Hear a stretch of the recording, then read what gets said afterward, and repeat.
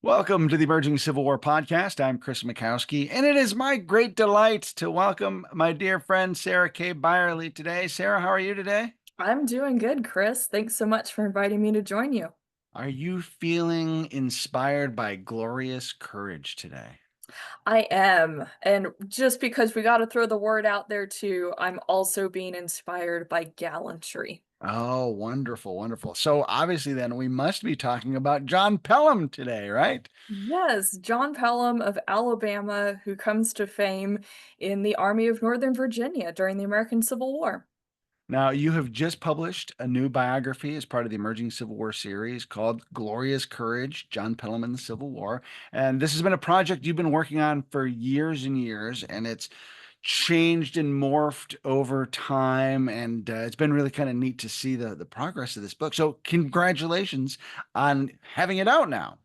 Thank you, Chris, and thank you for believing in the project and not letting me give up on it. And of course, many thanks to Ted Savas and the team at Savas Beatty for helping this book really come to be in print and receive an exciting reception.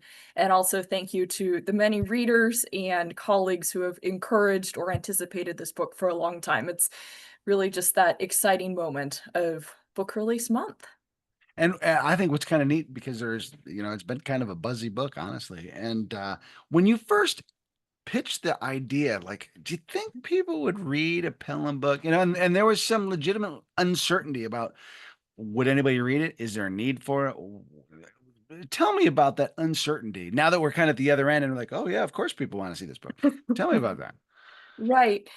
So I personally had some confidence before I pitched the idea to you and Ted, because I had noticed that there were Pelham books all over visitor center stores in Virginia. And I didn't live in Virginia at the time when I pitched the book. That's how long this idea has been out there, or research has been going on, or writing, or things like that. So I actually had to put together an email and send it to Ted and show, these are all of Pelham's battlefields. This is where I saw a book that was published in the mid 20th century still on the shelves. So if they're carrying it, people are buying it. Do we need another short John Pelham biography that's easy to pick up, that's drawing from primary sources, that's kind of that emerging Civil War history gateway drug? And eventually we all decided yes. And here we go with Glorious Courage. And I think that's one of the things that, sets this book apart in the historiography is like, so yeah, there's stuff out there from the mid 20th century, which suggests to me it's been around and probably at the very least needs to be updated. But your books are a legitimate re-examination of Pelham and the historiography and what that's done to him, which I think is really cool. I hope that it is, Chris. And before we dive into that anymore, I do want to give a proper shout out to a book called The Perfect Lion that was published in the 21st century. It is a long biography of Pelham. We're talking over 200, over 300 pages, because Glorious Courage sits right about 200 easy read pages. So if you read Glorious Courage, and you're like, oh my goodness, I need more Pelham, check out Perfect Lion by Jerry Maxwell. That author is unfortunately no longer with us, but I did follow some of his research notes in his end notes. It was really fascinating to see everything that he put into print there in his end notes. And I would have loved to have had the chance to be able to talk with him. There may have been things we would have debated in a friendly manner. But I do have to say, if you're looking for that next step, that longer biography, do check out Maxwell's The Perfect Lion. With the new short Pelham biography that's hitting the shelf, Glorious Courage, it really takes a look at Pelham's short life. He only lives for a short period of time. And from September of 1838 until March of 1863. So it's a very brief period of time. And I was reflecting as the book came out, which I've been working on in one way or another for 6 years. I was working on that book for longer than Pelham was at West Point. Mm. for longer than he was managing his father's one of his father's farms when he was a teenager. So just thinking about the percentage of his life, how old I am when I started working on the book, things like that. And it's really remarkable that for such a young officer, he impacted so much, both during his lifetime on Civil War battlefields with his management and leadership of the Stuart Horse Artillery, which we can talk about in just a moment, but then how he entered Civil War memory. I'm sure someone has their favorite other young Confederate officer, but I'm going to put it out there as a light challenge. Who else has the number of streets named after him, the number of monuments or marked artillery positions that are associated with John Pelham? He really entered historical memory. And I think that has to do with the moment he dies in the Civil War. The Confederate cavalry has not yet started its downward slopes of defeat in Virginia. He dies at the zenith of Confederate cavalry. He also dies at a point in the war when Southern society, Confederate society, still has time to process and mourn the deaths of young leaders. Whereas for some of the other young artillery officers that we see die in 1864, the spring of 1865, there's so much else consuming thought and then later memory. It's sort of this perfect storm, if you will, around Pelham and his life and his memory. Yeah, if you think about it, he dies at that age where he's young, he's handsome, he's brave on the battlefield, and he kind of, as your introduction from John Kosky mentions, he sort of puts him in a pantheon with Turner Ashby, with Jeb Stuart, where you've got these young, gallant swashbucklers, which is a different sort of martyr than a Stonewall Jackson, who, like, I would not put in that same category. I don't know what your thoughts are on that, but. Very much so. And looking at how Ashby, Pelham, Stewart are remembered in memory, they are all cavalry officers or somehow tied to the cavalry, which think about what's going on in a lot of upper and middle white Southern society thought and how they gravitate toward the ideal of cavaliers. Sir Walter Scott's novels, his historical fictions about the Middle Ages and knights in shining armor and tournaments, that literally inspires reenactment tournaments in some parts of the South. It's a fascinating thing. So the ideal of a cavalier or the beau ideal, things like that are really coming through with the cavalry. It's not something that fits Stonewall Jackson's personality, but it sure fits a dash that especially Ashby and Stewart have. Pelham gets it by association, but there are some hints in primary sources that Pelham may have been a little more shy than everyone ends up portraying him after his death. Yeah. So let's back up a couple steps because after your successful Battle of Newmarket book, Call Out the Cadets, you could have written about anything you wanted to, and you decided on John Pelham. Why John Pelham? Oh, that is such a great question, and thank you for asking. Why John Pelham? Because I was reading some of the material that was already out there, and I just started wondering, what can we know from the primary sources? Are we missing things? And the answer is we are missing things. We are missing a huge chunk of information. And that's the majority of Pelham's letters that he wrote during the Civil War. Tragically, they were lost in the early 20th century through no fault of the family. It's really unclear, and other researchers have looked at this as well. We are not sure if they were intentionally stolen, if they were accidentally lost in the good old postal service, or what happened. That is a whole mystery that I think every Pelham researcher since that point has tried to figure out. I spent a lot of evenings sitting on the floor of my apartment during the COVID years when you couldn't go anywhere and just tracing the last known person who had the letters. Where might his stuff have ended up? It has hit a dead end, but I've got to say it here publicly that I still have hope that the Pelham letters are out there. If somebody has them, They might know what they have, they also might not know what they have, but I firmly hope and would like to believe that they are gonna show up someday, and I have a strong feeling they will turn on its head what we think we know about John Pelham, and I'll just leave Hey, it there. I hey, if John Bell Hood's papers are in a trunk in someone's attic and they find them, it's possible. It's possible. Exactly, and I was talking about this with Ted Savas when we were just starting to talk about the book, and he was like, "Well, if the papers show up and they end up with Savas Beatty, hopefully you'll wanna be one of the editors on them," and that holds true, so as with everything, we finally push the send button, send the manuscripts in, drop them in the mail, however we're doing our submissions to the publishers, and you just know that something might come out tomorrow that's gonna change everything we think we know, and I would actually like that to happen in Pelham's instance, because I think it would really help us learn even more about, his life and what he thought. The letters that we have from Pelham that have survived from his West Point years, and one that ended up printed in a newspaper in the late summer of 1861, which describes his perspective on the Battle of First Manassas or First Bull Run.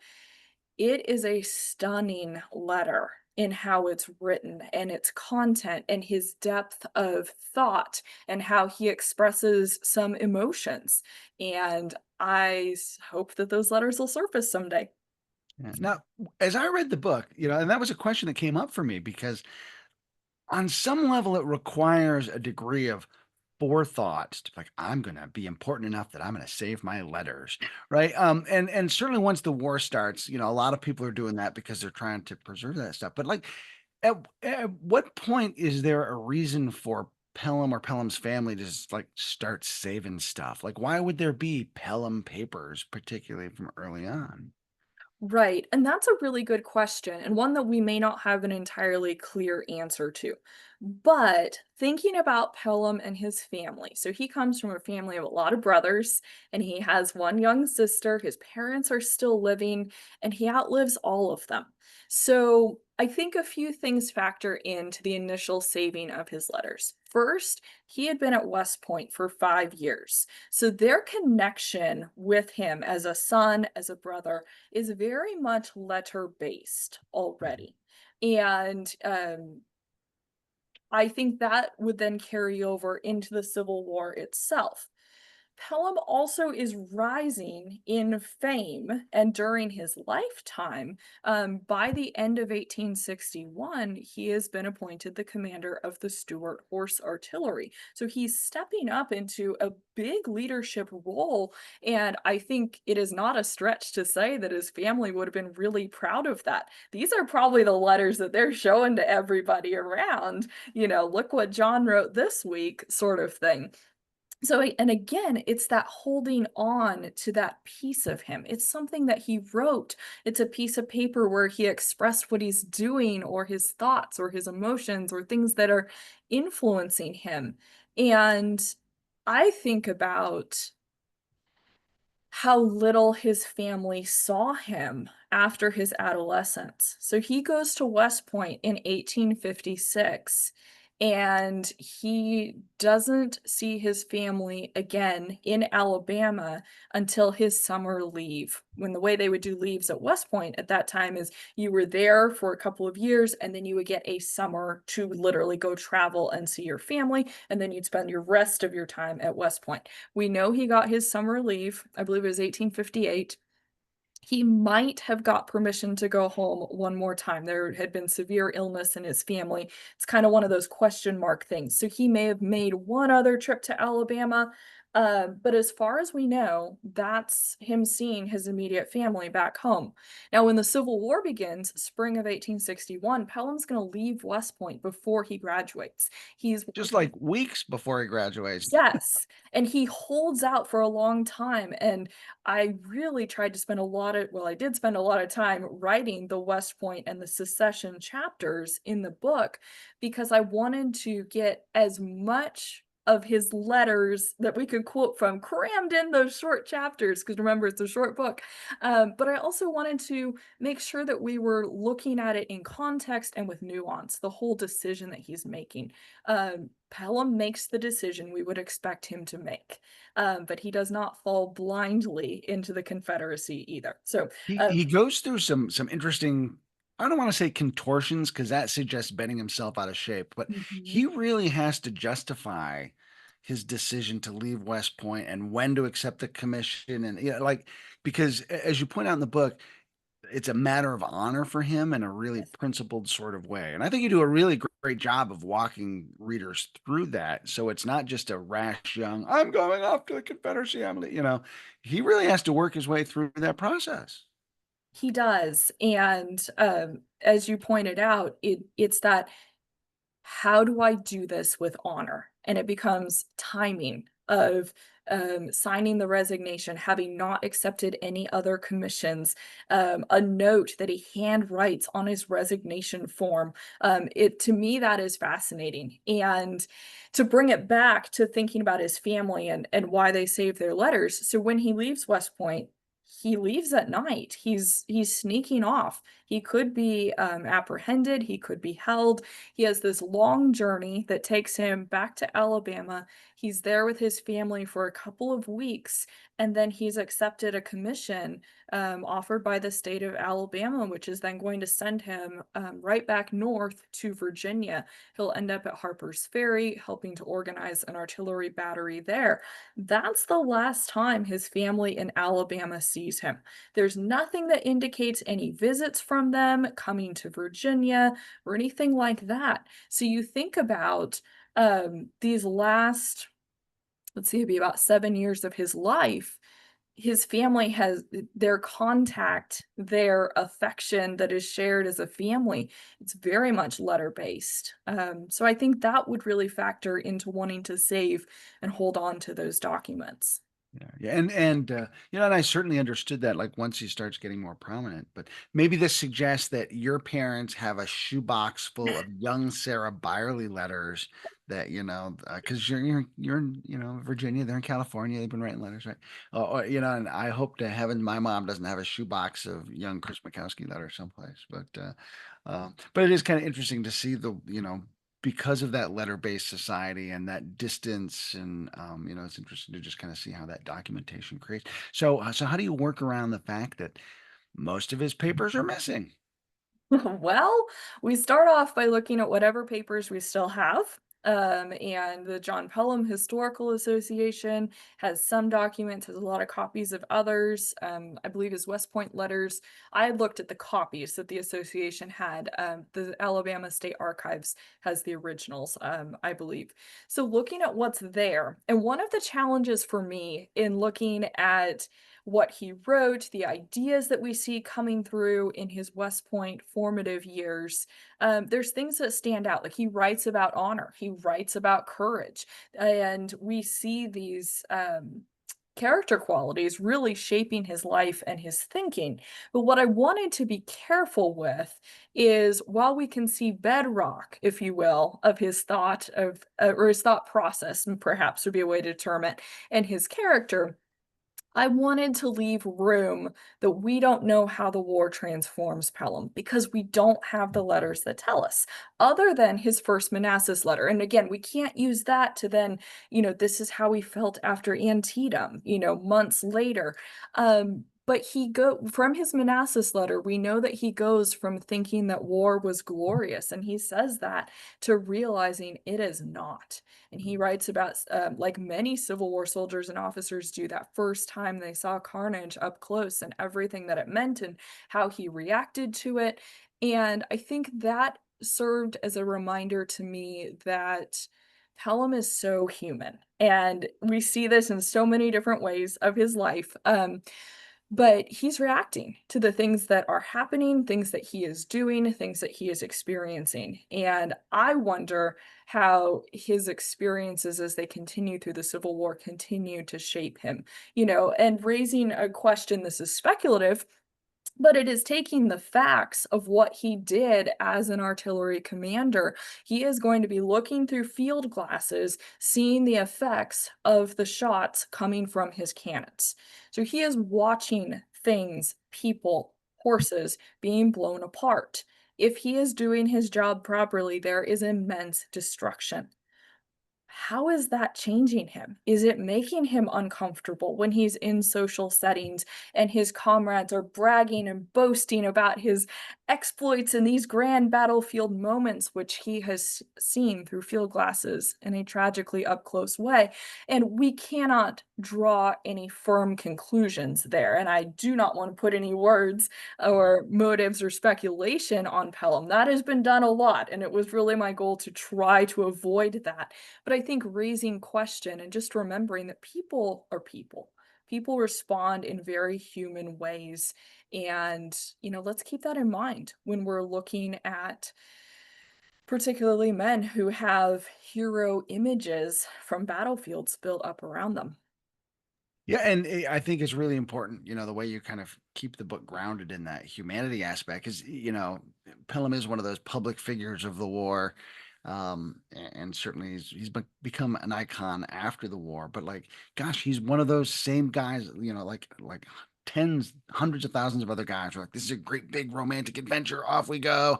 They lose their innocence and that, and so like he's very indicative of a human experience that so many men go through when they finally go off to war and understand just how awful combat is. Exactly. And one of the things that I tried really hard to do in the manuscript was not be casting a shadow that Pelham dies in 1863. Spoiler alert, I'm really sorry if you didn't know that, but you probably need to know it before you keep reading the book. Um, listeners out there, because some of the other writings out there, and every author has goals with their writing, and it doesn't make it a poor writing choice or anything like that. I'm not offering criticism in this way at all. But with Glorious Courage, I wanted us to be reading a life and the development of the tactics that Pelham is experimenting with his horse artillery and just these wild successes that he's having. I wanted us to have that feel of listening to Join the Cavalry, which was echoing around Stuart's headquarters, and like, what does that mean? And the crackle of a campfire and the reflective scenes, if we see those, if we can build from those through the writings of others who were around Pelham at the time. But I wanted it to be shocking when you get to Kelly's Ford and then Pelham is mortally wounded. And I really consciously worked on the language and trying to it's active, active, active, he's wounded, and then it goes passive. He's Mm. now in the hands of others. Physically, while he's still alive, with his memory, he has no control over anything anymore when he falls insensible off the back of that horse on May 17th, 1863. So I hope it's that jolt of shock as you're reading. And maybe I've spoiled it a little bit, but I hope that comes through. And just one other thing while we're talking about that chapter, and this will reveal to people how long the manuscript has been in writing and editing and such. But I actually wrote the Kelly's Ford chapter on the on March 17th on the 160th anniversary of that battle. And I was staying up way too late writing, and I was getting to what would be the death scene, and I looked over at the clock and it was right about the time, 160 years to Mhm. the day. And I had intentionally wanted to write the Kelly's Ford chapter on the day because I thought it's kind of the next chapter up. It would be an interesting story to be able to tell, but in no way did I time it down to the death hour. It was a little chilling, and I'm not Yeah, an overly superstitious person, but it was a strange and yet special feeling. yeah, yeah. It's how did you handle that? I mean, because writing about death is always a challenge. Writing about battle carnage is always a challenge. Here's a story that you'd been living with, and it's a human tragedy. How did you navigate that as a writer? Um, Well, in the immediate moment, I kept writing because it was one of those moments where the words were working, the words were flowing. But once the drafting was done, it was really taking a big, deep breath and it's a lot to navigate. And at that point, there were chapters of this book written out of order. So the ending was not the end of my writing process.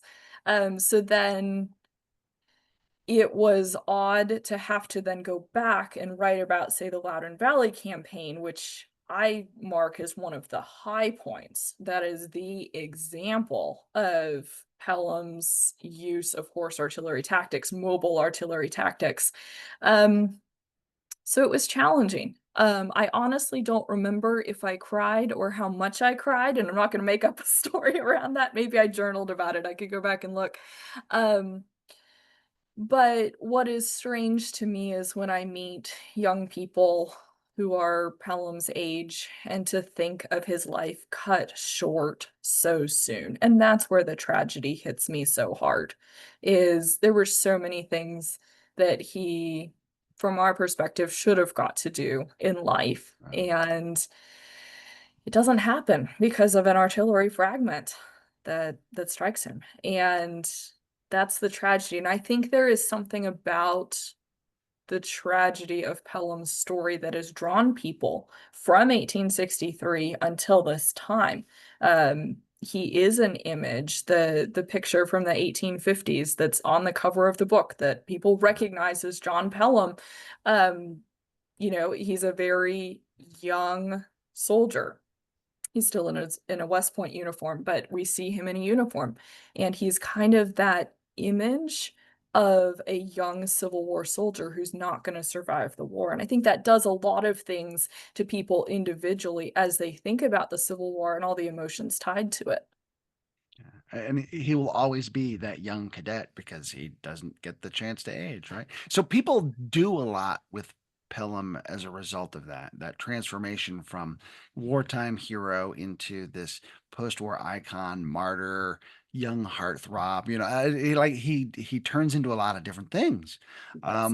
Why does that happen? I think there's a few things that are happening, and I alluded to them earlier.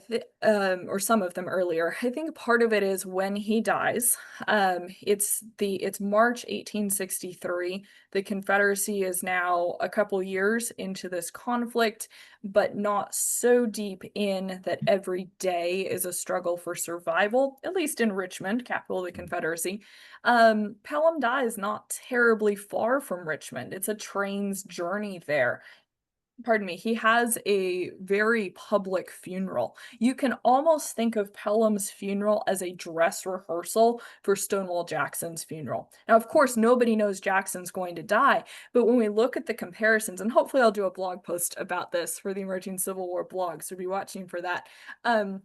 There are striking similarities between where they lay in state, the processions, things like that, this very public outpouring of grief.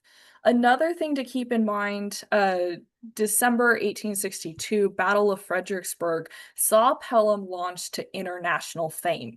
So there's a newspaper article that appears and then it's reprinted all over Southern papers. It makes it up into Northern papers, and then we find it in British papers. So his name has gone big. So he's sort of at that height of his career. He's cut down in that moment. The Confederacy has time to mourn, time to memorialize in the immediacy. But then I think it also helps that Pelham is closely connected to General Jeb Stuart. So Pelham commands the Stuart Horse Artillery for Stuart's cavalry. Let's circle back to what horse artillery is. I want to stay on this track Sure, for sure. right now, but don't let me forget to talk about it. Um, Stuart mourns Pelham's loss deeply, to the extent that Stuart is writing to his wife and telling her that their next child, who is on the way shortly, they're going to name the child after Pelham. He's going to be John Pelham Stuart. Unfortunately for Stuart's grand plan, it's a little girl. So they end up naming her Virginia Pelham Stuart. But this gives us some glimpses into Stewart, who then is creating legends to a great extent during the Civil War up to his own death. So Pelham's pulled right into legend, whether he himself wants to be or not, after his death. Stewart has staff officers who are going to continue the legend building. They're going to keep Pelham as part of that. Think about John Esteen Cook and the historical fiction stories that he's writing, and Pelham's right there in them. And so then it's going to keep spiraling. And then think about the images that the Lost Cause is wanting to bring together as the Civil War's coming to its end, and then we go into the post-war years. Who is the ideal Southern soldier? We tend to see blue eyes, blonde, young, handsome, polite, excessively brave on the battlefields. Pelham checks every box. And there's one other box that he checks that Stuart and Jackson and some of the other big name fallen heroes of the Confederacy, particularly in Virginia, don't get to check. And that is Pelham is still a bachelor. Ooh. So that is a whole nother layer that gets to come in. You have the idea of parlor conquests and this form of gallantry that is already a part of white Southern thinking before, during, and after the Civil War. And so, in many ways, Pelham becomes sort of this perfect poster hero. And then he's gone, so he doesn't tell his side of the story. He just sort of, his image is able to be molded, transformed into what many different people, many different, I'll use the word faction but use it lightly, want him to be. And I think that has, it's been an advantage in that Pelham's name has not faded. It's been a disadvantage because I think it has not always been fair to the man himself. And one of the things I personally struggle with is, how would Pelham feel about his own memory? I think he would be a little mind blown that people know his name and go visit his battlefields, and there are internet forums dedicated to him, and there are flowers routinely left at his marker at Kelly's Ford. It's fascinating. I think he would be really surprised by that. I think he'd be flattered, but then there's other parts of the myths around him that I think he'd be really uncomfortable with. Read Appendix A in the book. In the chapters of the book, I didn't really address the romantic myths around Pelham because they're really hard to sort out to what's fact. But I took all that information and dive into it in Appendix A. It might be a little controversial, but hopefully it'll be something that gets us thinking about legacy and what Pelham's image has become over the years. Yeah. But that was a challenge for you to kind of sort through all that, sort of like finding the Pelham marker at Kelly's Ford itself. Like you got to do a lot of looking before you can find the thing itself. Um, Tell me a little bit about the challenge of trying to sort through the myth versus getting at the actual scant and sometimes scant evidence. Yes, lots of hours researching, evaluating primary sources. Was this written during the war when Pelham was still alive? After his death? Was it written in the 1880s? How well did this person know him? What agendas? Like all the big questions we should be asking with primary sources already, I hope. So really trying to evaluate, trying to be careful, trying to sift down to what do we actually know. And I'm sure that I have made mistakes. We all approach things with biases, even though we try really hard to check them at the door. So hopefully others will possibly take the work even further, and as more primary sources hopefully continue to surface. But I think about my trip to Alabama This was a couple years ago now. I had been waiting on libraries to reopen after COVID closures. It had been a long wait. I had had a ticket booked to go to fly to Alabama. A massive snow and ice storm came in. I had to call the library in Jacksonville, Alabama, and explain that I literally would not be able to get to the airport the next day and I would have to reschedule. So a lot of waiting to get there.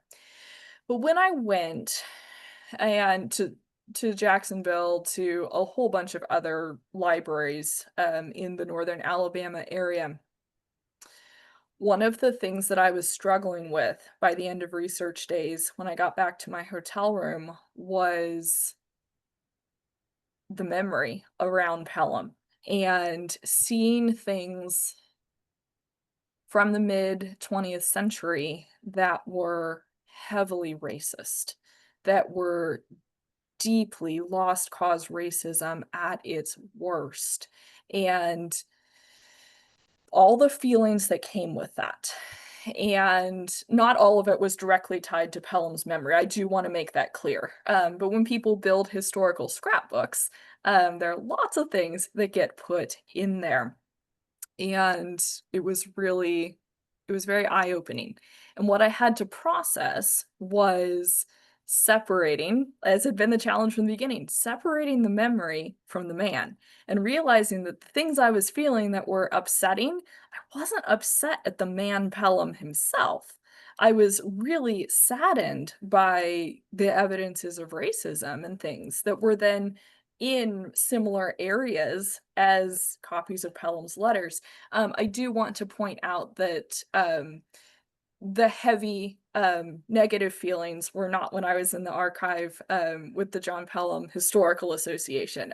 They preserved a lot of copies of the family items and a lot of really helpful primary sources. So we won't go into specifics of the others, but it was things adjacent to Pelham, but not with the association there. Um, so I think realizing the separation between things that Pelham came to symbolize because people needed him to symbolize that versus who he was as a person, and just figuring out how to draw that line and how to eventually come to peace with it, and realizing that if time travel was possible, I would like to have a conversation with Pelham and, clear up a few things. Like, "Hey, what do you think about this?" Like, and, I might have some questions that would be hard hitting for him, but I'd like to sit back and have a cup of coffee and, see what he would have to say. So, I have no hard feelings against Pelham himself, and it has really been fascinating to work through how you can have strong emotions around something that a person has, through no fault of his own per se, come to symbolize, and yet see the person for who he is. And I think this draws a lesson that maybe we want to keep in mind in our own times now, where you can disagree with someone very, very much. But how do you treat them in an online discourse? Or, if would you have a conversation with someone? Can you separate a, let's just say, agenda from the person themselves? What is being crafted by others around a person? And this is nothing new. I mean, think about John Breckinridge in the 1860 presidential election. Think about Lincoln, Jefferson Davis, like, and then you can move it to other eras as well. There's always people that are saying things about the others. And is that true? Is it something that that person even endorses? So I hope that's something we can sort of keep in mind in this time when there's a lot of heated discourse around people that are human. Yeah. And I remember, like, you were really close to getting the book across the finish line, and you sort of had this dark night of the soul as you were trying to come to terms with this. And I don't want to say that it threw you off the rails, but like you really had to work through it. I mean, I remember it was a tough time for you. And I suppose as a writer, we should always be thankful for that gift of being able to reevaluate what we think we know and kind of really deeply wrestle and consider it. But it can be disconcerting to get to Mhm. that point, right? Yeah. So I Yes, don't want to leave your comment about the horse artillery laying on the table. So let's back up to that. thank you. Pelham starts out as just a regular old artillerist, and then makes this transition. And a lot of people don't realize, as an artillerist, he's there on Henry House Hill, got his guns lined up for Stonewall Jackson. He's kind of in the thick of things. So he's there at one of those key seminal moments of Confederate mythology, which probably contributes to, his role in Confederate mythology. But he makes this shift to horse artillery, which is different than regular artillery. Tell us a little bit about that.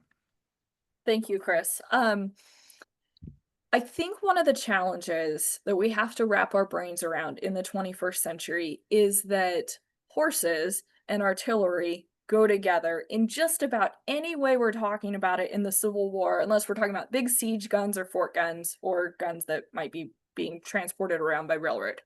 So, the distinction between field artillery, horse artillery is going to be that horse artillery has all of the gunners, all of the cannoneers mounted.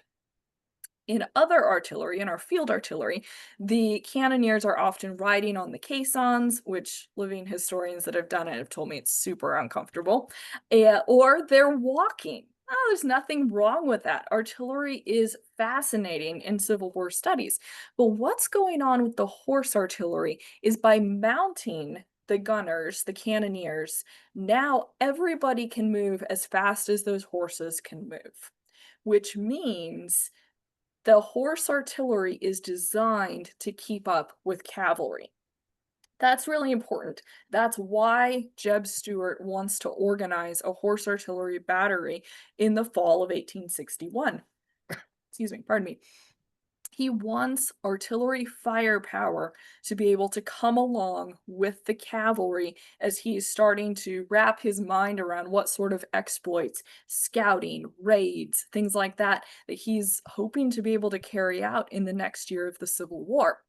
So, what Pelham's doing with horse artillery is he's providing that artillery punch, if you will, that gives some strength as Confederate cavalry is out operating. And there are some fantastic quotes that come to us. Some of them have been included in the book about the horse artillery galloping in, coming to a stop, unlimbering that gun, and firing off a few shots. Hitching up the horses, everybody jumps on their horses again. They go to the next position and do it again. And this is going to bring a cannon and often operating either in pairs or solely, singly, that's going to bring an artillery piece's firepower on small formations of infantry, on Union cavalry, and in some really unique areas. It's going to allow Pelham to range over a battlefield and find places to dash in and fire some shots and pull back. He doesn't have to establish a six-gun artillery position. He can go in, he can go out. We see him doing that at the Battle of Second Manassas in August 1862.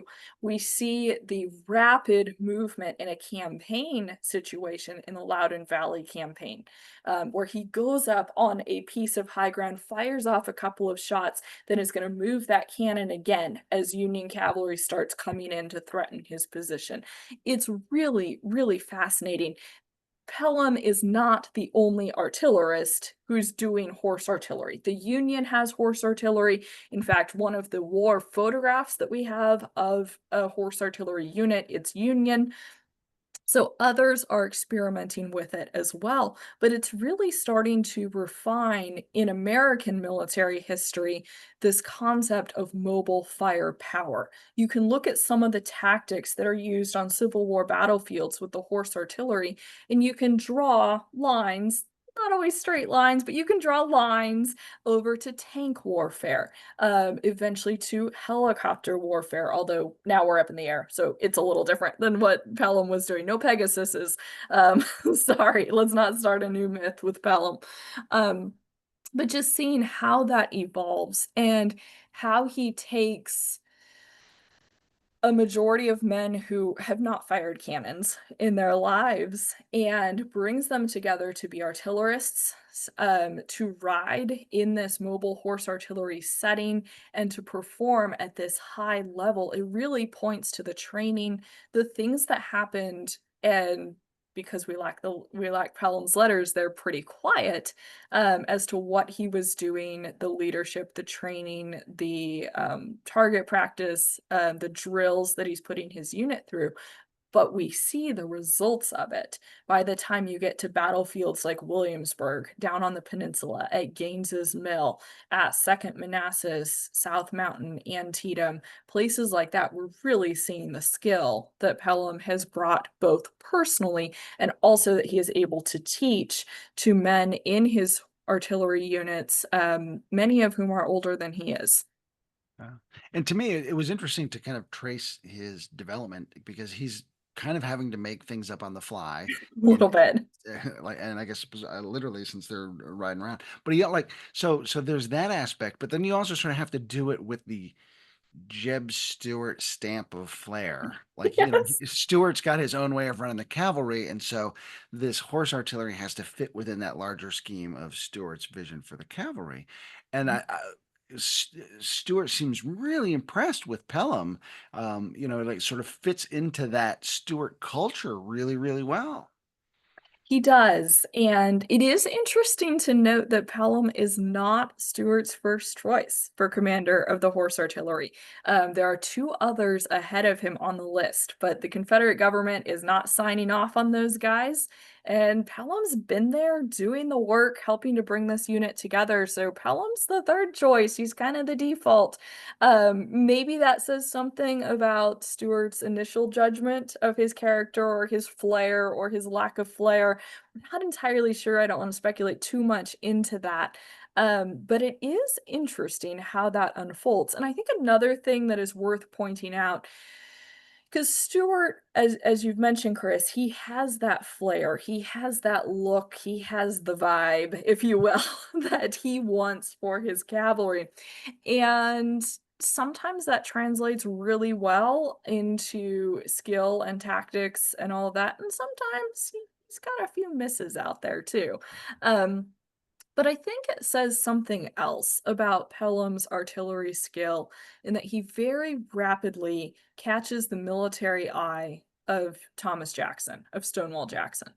Jackson is in love with artillery, if we can play with that term a little bit. He has He's been an artillerist, yeah. he has been, since the Mexican-American War, and that is his thing. I think, and correct me if I'm misunderstanding this, Chris, but I think if Jackson could go out and play with artillery on a field, he'd be happy. There's times 10-4. he's doing that in his battles, and he really needs to be in his command role, but he's playing with guns.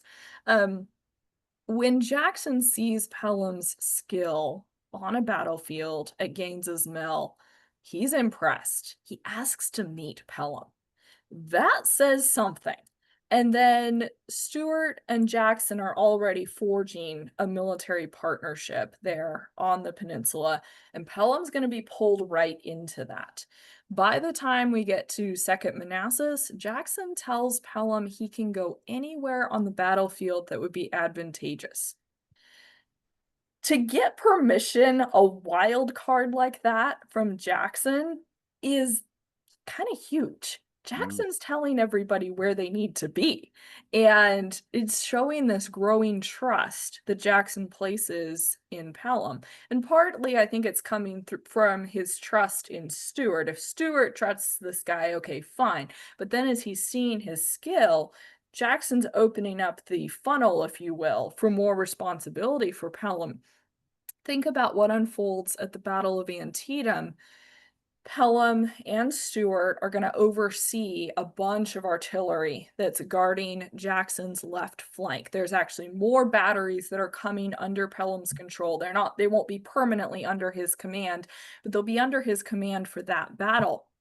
Now, there's a lot going on, and of course, we don't have complete records, but as far as we know, Jackson kind of hands the position, hands the guns over to Pelham and Stewart. They're going to be in charge of guarding this flank. And as far as we know, Jackson doesn't check up on them again. Jackson has a lot of things going on as Union attacks are coming through the cornfield, coming toward Dunker Church. His infantry lines are under great threat on the morning of September 17th, 1862. But we don't see Jackson worrying about what's going on his left flank. He's got trust that's being carried out. We see Stuart and Pelham ably covering Jackson's movement. He's not directly in the Loudoun Valley campaign, but they're shielding his movement as he's heading toward Fredericksburg. And then again, we're going to find Pelham on the flank, which is where we'd expect to find cavalry. Since the horse artillery is connected to cavalry, we find Pelham in the right place. And he's going to do really similar and spectacularly legendary things at the Battle of Fredericksburg. And I think one of the things, and I intentionally use the word legendary there, because what Pelham is doing is legends unto itself. We don't have to make up stories about him or force him into molds or things that he's not. He has remarkable battlefield exploits. He's not going to win the war single-handedly. I'm not here to make a claim like that. And even battles, unless they're small skirmishes, he's probably not going to single-handedly decide anything, but he'll be a key factor in flank operations where we'd expect to find him in his connection to the cavalry. So at Fredericksburg, taking a lone gun out and waking up the Yankees, if you will, yeah, they're going to get some potential criticism. Lee to Stuart about maybe getting the battle started a little too early, but Lee to Pelham, it's the quote, "It is glorious to see courage in one so young." It's Lee calling Pelham gallant. Lee called a lot of other people gallant too, but it really sticks with Pelham, and helps bring him, as I mentioned before, into that international moment that he's having in the winter of 1862. Yeah. Yeah, and Fredericksburg's a great example where, he's not going to win that battle himself, but boy, he plays a decisive role in that battle, because of his appearance down there on the Federal left flank. So, do you have a favorite Pelham top moment of the war? Ooh. Because he does a lot of really interesting, as you say, sort of legendary things as he's going. Is there a favorite? It's hard because I see him developing in different types of tactics and different types of roles on different 1862 battlefields. But I really have to lean into the 1862 Loudoun Valley campaign. That is, in my opinion, classic horse artillery, and Pelham is doing it really, really well. He's starting to get more challenges because the Union cavalry is starting to get more bold. They're starting to get more comfortable. But he is pulling off a strong role in the campaign. And we know where some of his artillery positions are, and my thanks to Kevin Pollock from many years ago, taking me on a tour out there and helping to see where they are. They aren't marked, so you can't just like in your GPS, go to Pelham's location. But from the battle reports from reading topography, we know where quite a few of them are. But as we read other primary sources connected to that campaign, you realize he's unlimbering and firing shots all over that place, which is that classic Civil War definition of what horse artillery tactics should be. I think another thing that stands out to me in the Loudoun Valley campaign is there are those glimpses that come through of Pelham's humanity. He has seen one of his gunners get either terribly wounded or killed in a very traumatic way. Pelham gets angry, according to the eyewitnesses, and he's so furious that he kind of grabs a single gun and the crew, and he goes out and he's firing some shots. He's knocking down a flag of a Union regiment. It's this expression of anger that comes out, and we don't see him as an angry person on every battlefield or anything like that. I don't want to suggest he was rage fueled or anything like that, but he's having a very human response to seeing someone who's probably close to him in the unit be hurt and killed in a really brutal fashion. And so it's that glimpse in this moment of intense success for horse artillery tactics. And then there's that little reminder, yep, in the midst of it all, he has a human reaction. And will have to rein himself in to continue the rest of the campaign with the steadiness and cool that comes to define him in many ways. So we're talking about Sarah's new book, Glorious Courage. The Life of John Pelham in the Civil War. Sarah, as we get ready to wrap up, any final thoughts you'd like to share about the project? Again, my thanks for being able to do the research, the patience from you and from Ted. It's taken a while. I hope that readers find it fresh. I hope that if you've been a Pelham fan for a long time, that you'll give this book a chance. And maybe it'll be some stories you've heard many times. Maybe it'll be some new things to think about or consider along the way. And I just want to thank readers out there for your interest and time in learning more about this young officer and considering what we know about him during the Civil War and a little bit about what's happened with his memory. And just in case you're wondering, we kept most of the memory stuff at the end of the book. So I didn't want to bog down the narrative.